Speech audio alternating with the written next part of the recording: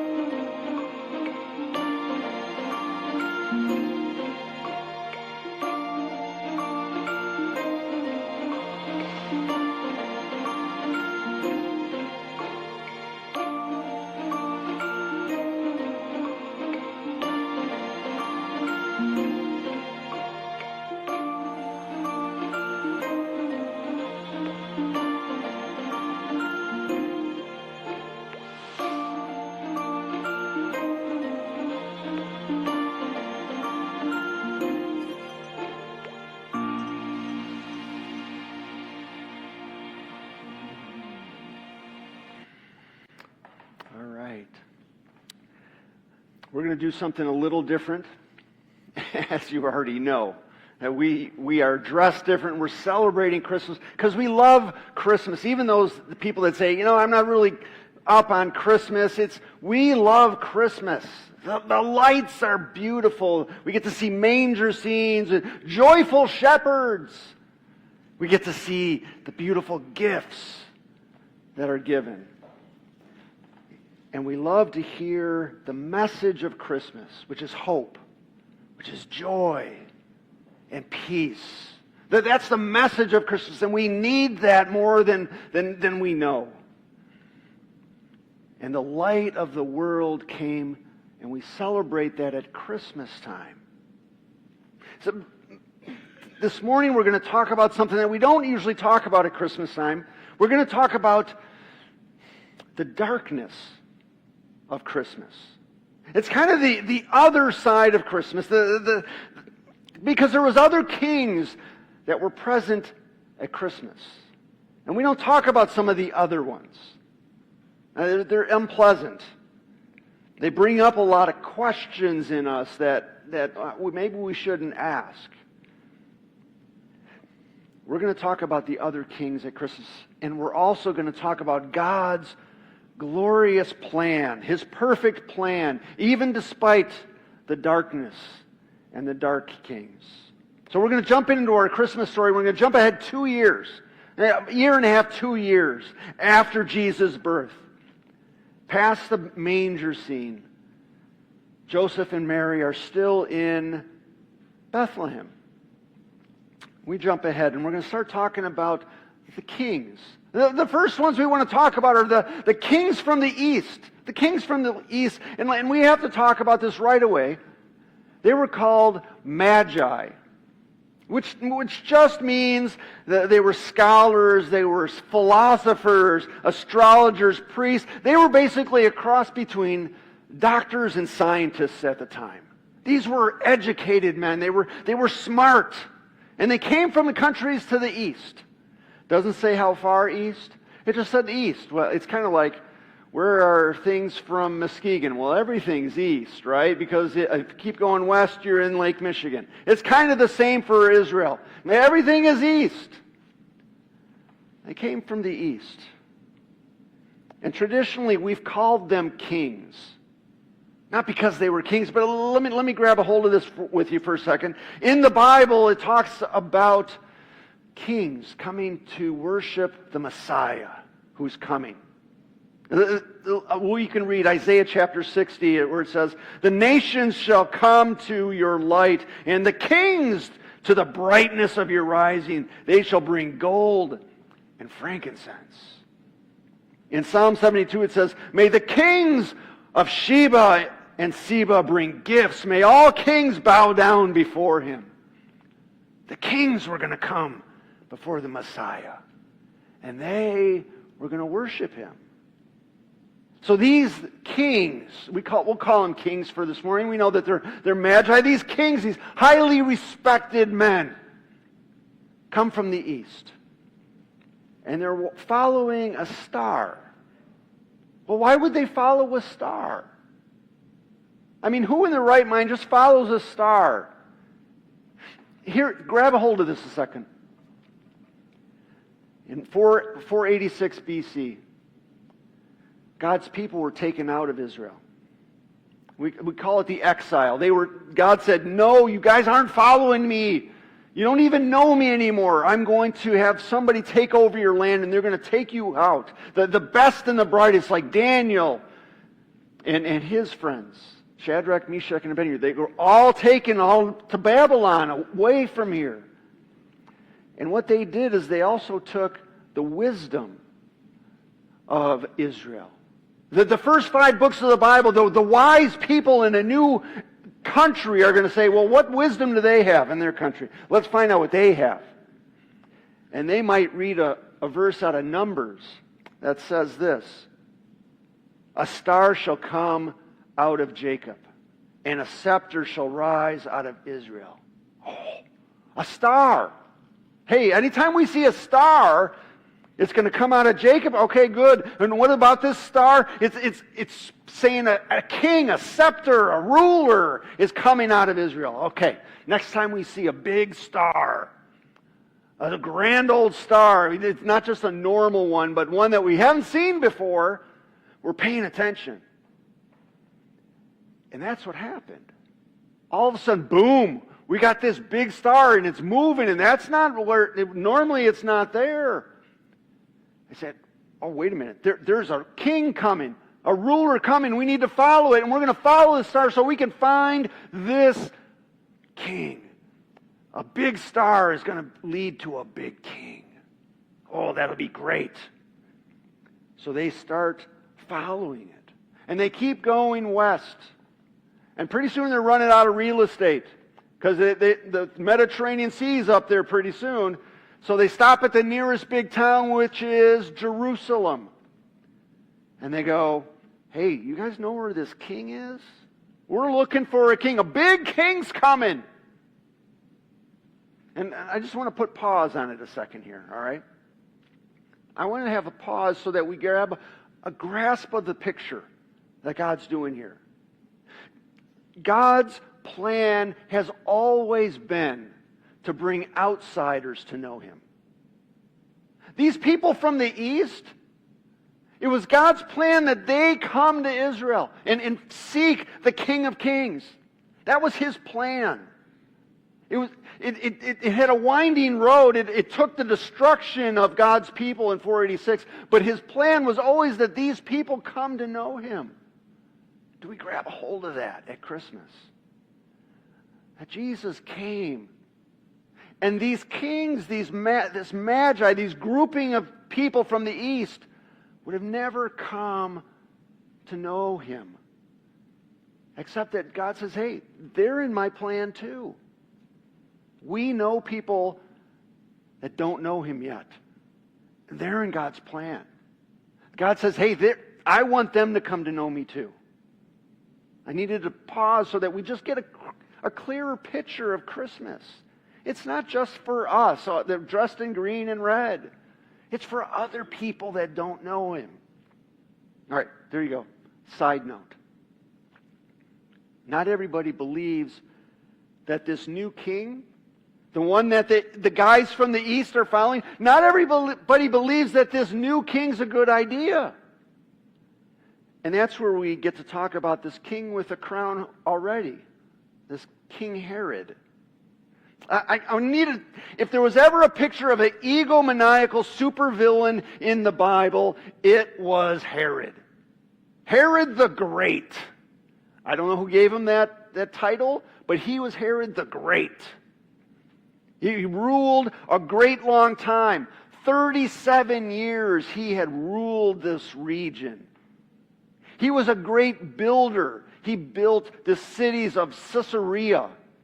He built things like the Masada, which was a mountain fortress. He was a great builder. And he was also greatly paranoid. Imagine this. Imagine this. Historians tell us that he killed his wife. Yeah, that makes you perk up a little bit. Everybody's going, what? He killed his wife? He killed 2 of his sons. And not only that, he kills his mother-in-law, which is, I'm just leaving that one right there. He killed countless other people just because he thought that they might be conspiring against him. They could have been loyal to the core. Doesn't matter. Caesar Augustus, we read about him in Luke 2. Caesar Augustus says, it is better to be Herod's pig than his son. Just because he is so suspicious and he will just kill anybody who he thinks is going to be betraying him. Even at the end of Herod's life, this goes even further. This goes to the core of who he is. At the end of Herod's life, he had ordered the arrest of people all across the region. And he said, kill these people. They were, I'll just read it. They weren't going to mourn me, so there might as well be tears. Let's just kill people. Then there's nobody's going to cry at my funeral. We'll just have them cry anyways. This is Herod that we're talking about. The other king. And the Magi come to him and say, where's the one, this king, this big king? We see a star, which is huge. There's going to be a king here. Where is he? And Herod snaps. He is so threatened by a baby king. He is threatened by this little baby born in a cattle trough in Bethlehem. The world is full of people like Herod. That they are threatened by Jesus. They're just threatened by him. And they react against him all the time. They reject his rule in their life. They fight against God's kingdom that Jesus has come to enact. They're threatened by Jesus. There's a guy named Tim Keller that says, every human heart is a little throne room. And only one king can sit on the throne. It's kind of like a couple Wednesdays ago, we played Fruit Basket Upset, where it's almost like musical chairs, where there's one chair at the very end and someone's going to fight over it. And I'm watching grown people fight for one chair. And this is a friendly game, right? But it wasn't. There was not bloodshed, but it was close, as in, they're just, oh, that's my chair. It's the same with our hearts. There's a battle for who is going to be on the throne of your heart and rule in your heart. And some of the battle is us, like, I'm doing this. I'm setting up what's morally right and wrong. I make the rules. I make the rules on what I do with my money. I make the rules on how I treat other people. I'm not letting God and all His rules rule over my life. There's a battle for who's going to be king of your life. And I don't know if we understand it. You might leave today, go out the doors, and you're saying, oh, it's just an everyday thing. There's a battle. Who's going to be king in your life? Who's the king of your soul? Do we get that? Especially at Christmas time, the coming king is coming and he says, will you let me be king of your soul? The Magi, the kings from the east, they talk to Herod, and Herod says, well, where are they supposed to be? He's supposed to be in Bethlehem. Go find him and I'll worship him too. Right? That was my evil laugh kind of thing there. You guys caught that. But that was my Herod laugh. They go and they find Jesus. And they say, you are the king. And they bring gifts and they lay them before him. They got gold. They got incense, expensive incense. They have myrrh. This is stuff that's expensive. It's valuable. Because Jesus is worthy as the king. So they tiptoe away going back home. They say, you know what, we're not hanging out with that dark, egomaniacal, supervillain king. We're going to escape from him. We're going to walk around and we'll go back a different way so that we don't have to let him know what we found. And that brings us to the dark side of Christmas. Let me read this to you. Matthew chapter 2. After the wise men were gone, an angel of the Lord appeared to Joseph in a dream. Get up, flee to Egypt. You notice the word flee. That just don't mean, oh, well, get over to Egypt. Flee, go for your life is at stake. To Egypt with the child and his mother. The angel said, stay there until I tell you to return, because Herod is going to search for the child to kill him. That night Joseph left for Egypt with the child and Mary his mother, and they stayed there until Herod's death. This fulfilled what the Lord had spoken through the prophet. I called my son out of Egypt. Herod was furious when he realized that the wise men had outwitted him. He sent soldiers to kill all the boys in and around Bethlehem who were 2 years old and under, based on the wise men's report of the star's first appearance. Joseph and Mary and Jesus flee for their lives to Egypt. You know, they're only 5 minutes away from Jerusalem. They know the soldiers can get there pretty quickly. And they leave. And they run as fast as they can all the way to Egypt. And it always struck me, how could these two poor parents hang out in Egypt for so long? How could they do that? They got nothing. When they showed Jesus and had him circumcised and blessed at the temple, they said, hey, we're poor. We can only 2 doves, maybe a dove or something for the sacrifice. We don't have anything. We're poor. Yet they have to live on the lam. They have to live undercover down in Egypt, away from Herod. all of these gifts from the Magi helped them live undercover for that long time. You had gold. They brought gold so that they could live away from Herod's evil grasp. The incense, the frankincense, this stuff is valuable. And they live in Egypt until the angel says, no, come on back and live in Galilee again. And this is the part that we don't want to hear about Christmas. It's hard to hear about the dark side of Christmas. And it's the reality in the world that we live in because it's there. Why didn't God stop the massacre? Why didn't he just warn everybody? Hey, everybody in Bethlehem and the surrounding area, grab your little baby boys and leave. Did you ever think of that? Because he didn't.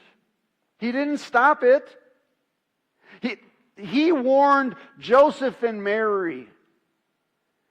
And when they left, the resulting consequence is that there was going to be a massacre. That's quite a Christmas story, I guess.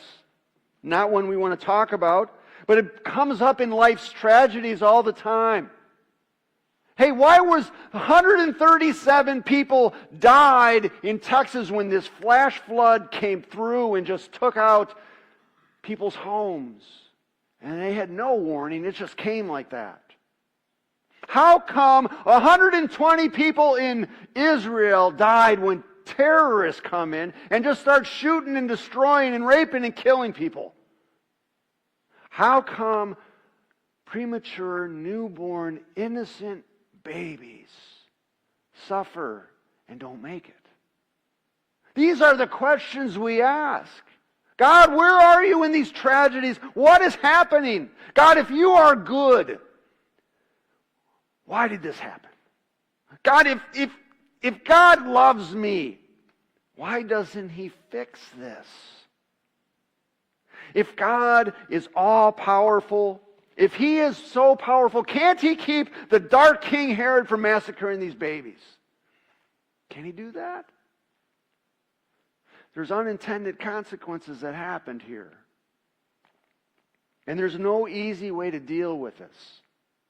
And I come at it a little bit this way, that we need to grapple with this. I say this.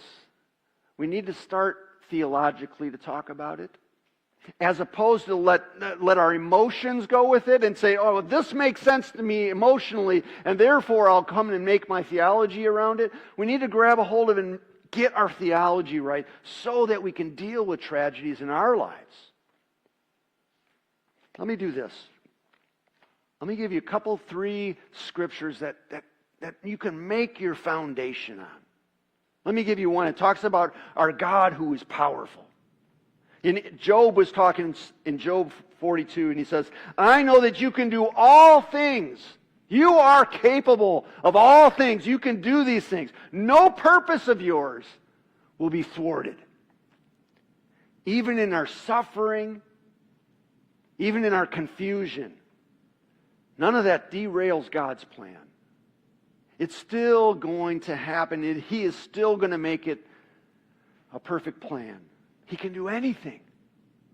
In Romans 8:28, which is one of my foundation verses, hopefully you have this so memorized and ingrained in your head.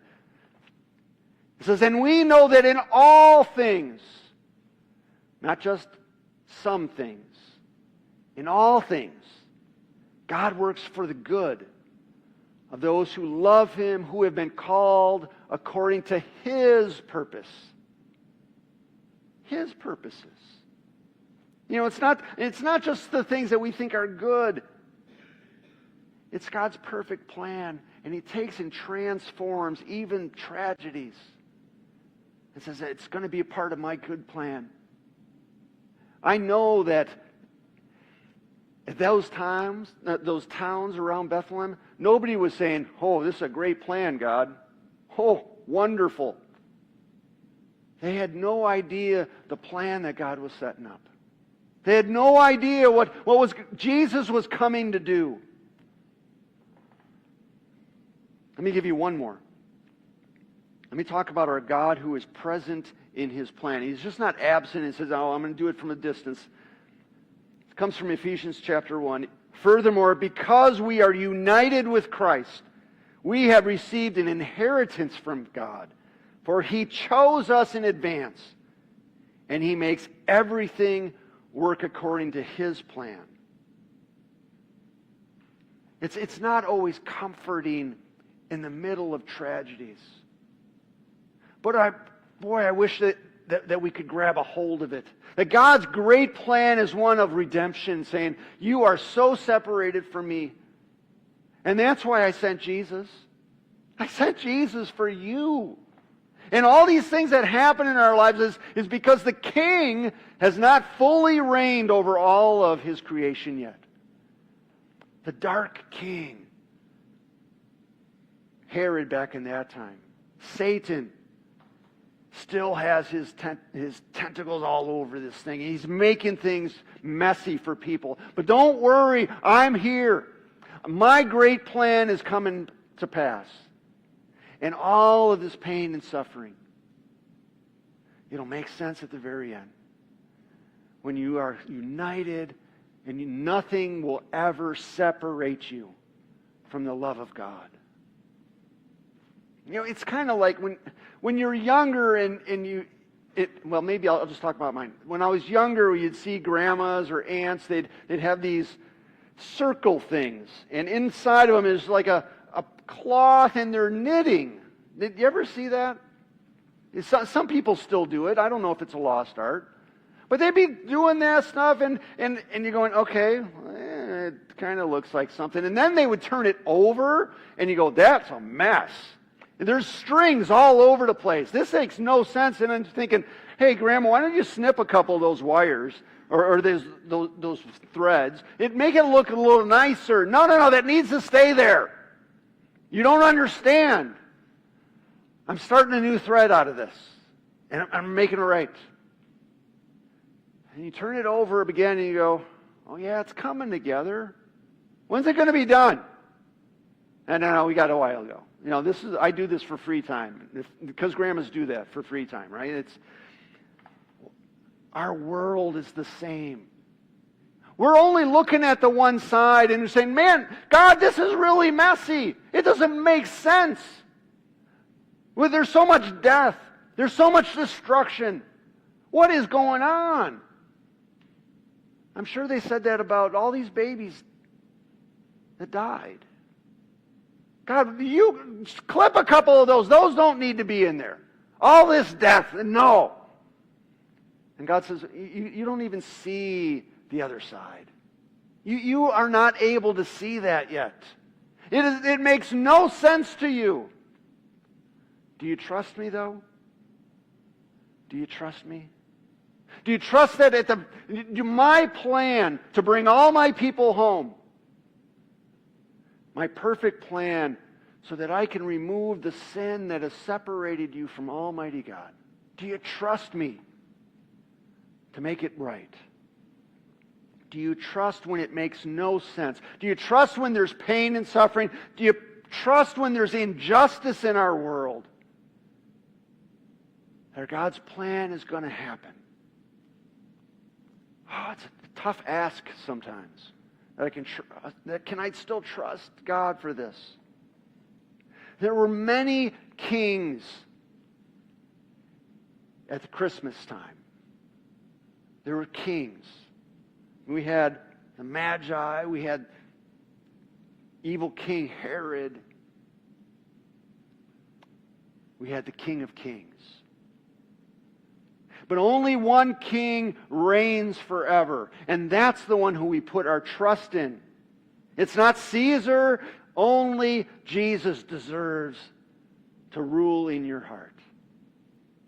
You know, dark King Herod tried to snuff out God's plan to make the light go away, that it would be darkness.